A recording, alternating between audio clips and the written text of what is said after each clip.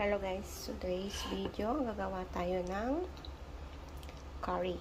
So, ilagay natin ang 1 cup na coconut.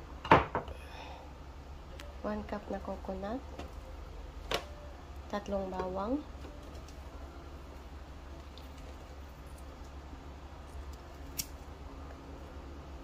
garlic, ginger,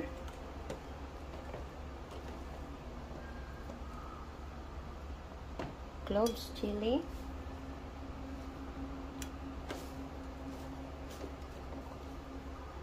cardamom,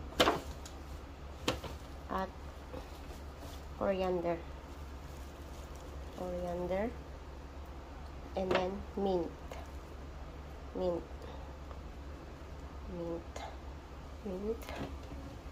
then 1/4 cup of water. Tapos blender natin guys. So ganyan siya guys ang sauce. O diba? I-smooth pa natin ng